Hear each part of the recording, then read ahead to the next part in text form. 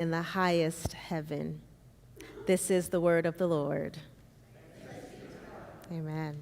Good morning, Covenant.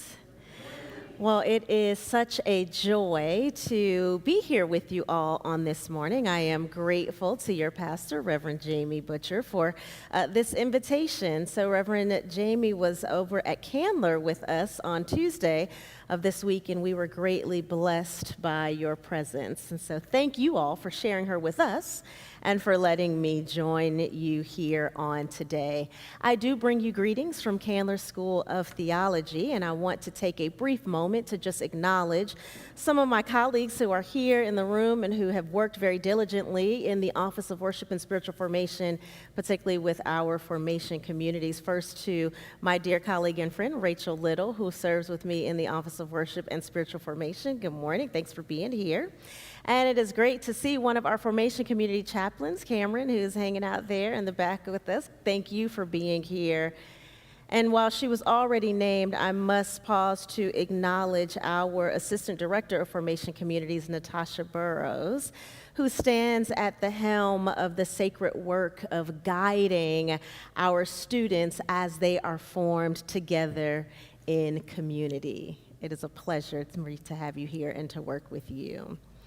And Covenant, what is happening between this church and Candler is really a beautiful partnership that is unfolding.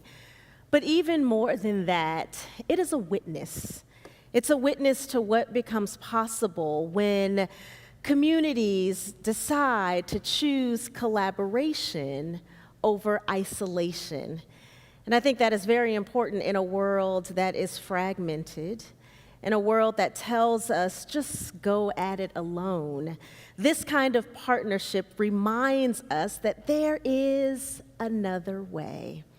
There's a way of walking together. There is a way of becoming that reflects the very heart of God. A God who exists in community, a God who draws us into relationship, and a God who's always making a way for people to belong. And if that is true, if that is what God is doing, and if you believe that, which I hope you do, then Palm Sunday shows us what this way looks like in motion. Because Palm Sunday is about a path. It is not just a road into Jerusalem, but it is a way that is made by people. A way that did not exist until a community decided to create it. And that feels a lot like what we are shaping together. Because what is taking shape between Covenant and Candler when our students take up residence in the manse and when shared life begins and becomes daily life, where formation is no longer an idea, but it is actually a lived reality, that is a witness. It is a witness in the choosing. It is a witness in the imagining. It is a witness in the willingness to say yes to forming leaders, not just in the classroom, not just in a sanctuary, but in community. And the truth is, the kind of leaders the church and the world need now will not be formed in isolation. They will be formed in spaces where life and faith meet. When people learn not only how to think theologically, but how to live faithfully with one another. And that is what makes this moment, this partnership between Covenant and Candler so powerful. Because it's not just about programs, it really truly is about witness. It is about showing the world what it looks like when people choose to work together to make a way. And that brings us to our text on this morning. In the Gospel of Matthew, chapter 21, we encounter a community that does just that. They don't wait for the way to be made. They become the way. They take what they have and they lay it down so that Jesus can enter. And what I want to suggest this morning is that this is not just a story about what happened then, it is actually an invitation for who we are called to be now. And if we're going to take that invitation seriously, then we have to ask, what does it actually mean to be a community that makes a way? The text tells us the disciples went and did as Jesus directed them. They brought the donkey and the colt, and they put their cloaks on them, and a very large crowd spread their cloaks on the road, and others cut branches from the trees, and they spread them on the road. Notice what they use. Not something extraordinary, not something rare, not something they had to go and find. They use what they already have, cloaks and branches and their presence, and they lay it down, which means the path that Jesus travels is not built out of perfection. It is built out of availability. It is built out of people who are willing to say, I may not have everything, but I will offer what I do have. And I think that matters for us this morning as we continue the Lenten journey into Holy Week, because sometimes we convince ourselves that we're not ready to participate in what God is doing. We don't have enough time. We don't have enough clarity. We don't have enough resources. We don't have enough certainty. But Palm Sunday disrupts that thinking, because nobody in that crowd had a full understanding of what was happening. They didn't know the whole story. They didn't see the cross coming. They didn't have theological precision. What they had was a moment. And in that moment, they responded. They took what was in their hands and they used it to make a way. Faithful participation in God's plan is not about waiting until we are fully formed. It is about practicing our faith with what we already have: our time, our attention, our presence, our willingness to show up for one another. And when we offer those things, not perfectly, but faithfully, we begin to create space for Christ to move among us. And we begin to lay down the very things that make a path possible. And here's the truth: God has never required perfection to do holy work. God has always worked through what was and is available. And so my next question for this morning is not, do we have enough? Rather, my question is, are we willing to lay it down? Because when a community decides to offer what it has, a way begins to appear. But there is something else happening in the text that we cannot miss. Matthew tells us again, a very large crowd spread their cloaks on the road, and others cut branches from the trees and spread them on the road. This moment is not quiet. This moment is layered. It is textured and full of movement.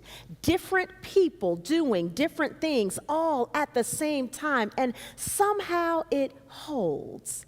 Not because everyone is doing the same thing, but because everyone is oriented in the same direction.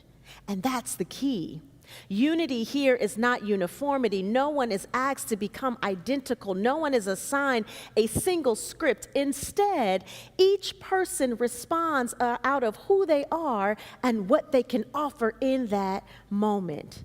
And the result is a kind of holy convergence, where difference doesn't divide, it contributes.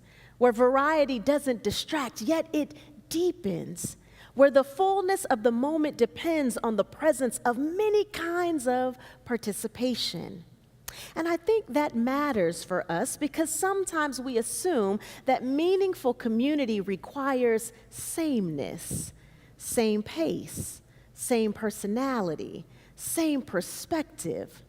But what if the strength of a community is not found in how alike we are, but in how faithfully we can hold what is different among us? What if the beauty is in the weaving, in the way distinct lives, distinct gifts, and distinct ways of being are brought together into something none of us could create alone? Because that's what we're seeing here in the text. Not a single expression, but a collective offering. Not a solo act, but a shared moment. And it reminds us that participation in sacred work is not about comparison. It's not about measuring whether what I bring looks like what you bring, but it's about contribution.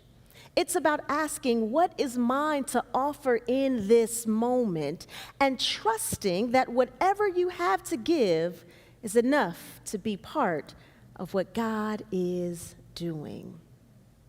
Because when people begin to offer themselves without needing to be the same, something larger takes shape, something more spacious, more alive, more reflective of the God we serve. And over time, that kind of shared life does more than create a moment. It shapes a people who learn how to move together, how to attend to one another, and how to recognize that what each person carries matters to the whole. And that kind of formation, it doesn't happen quickly, but it does happen faithfully. And when it does, it creates that witness that the world cannot ignore. And so the text shows us that they used what they had. And it shows us that they all worked together, bringing their different gifts into the moment. And then the text presses us a little deeper.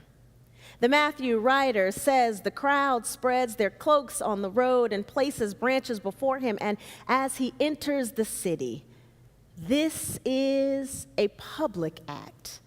In the ancient world, when a ruler approached, people would prepare the ground not because the road needed decoration, but because the moment needed to be marked.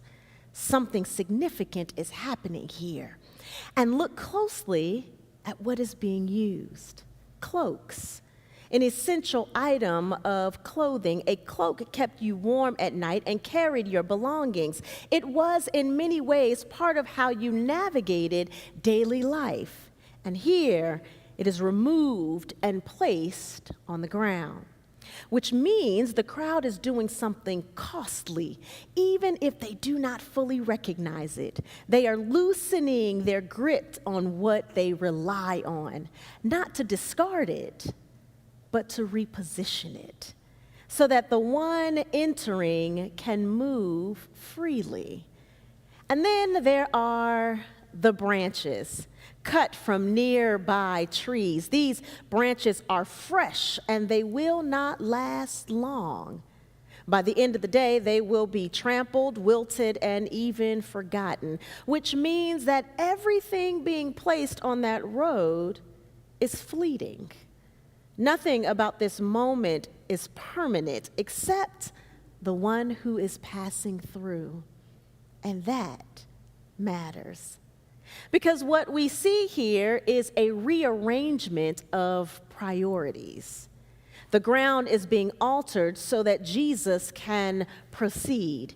And yet the crowd does not fully grasp what they are facilitating. They shout, "Hosanna," a cry for deliverance. They name him Son of David, a title with expectation. They are announcing hope, but imagining it in a different outcome.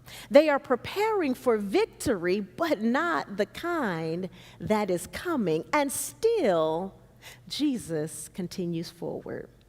Because even partial understanding does not prevent Christ from moving through a space that has been opened. Creating room for Christ is not about having everything aligned in advance. It is about what we are willing to loosen our hold on, what we are willing to set down, what we are willing to let be rearranged so that something beyond us can take place. Because when Jesus enters, he does not simply pass through untouched. He engages, he overturns, he teaches, he comforts, and the city will not remain the same after this moment. And neither will the people who encountered him. So the question is not whether Christ will come near.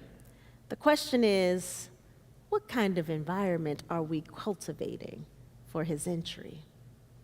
Is there space for movement? Is there openness for what may unfold? Is there a willingness to let things be shifted in ways that we did not plan? Because in the end, to create space for Christ is to allow the center to change. And when the center changes, everything has to adjust.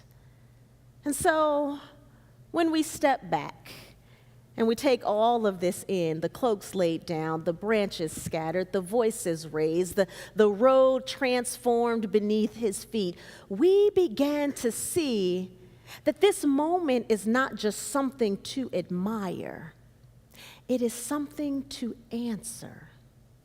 Because this story is not asking us to stand at a distance and observe. It is actually asking us to locate ourselves within it, to consider what it looks like here and now, to participate in what God is doing, to discern what is being placed before us and how we might respond.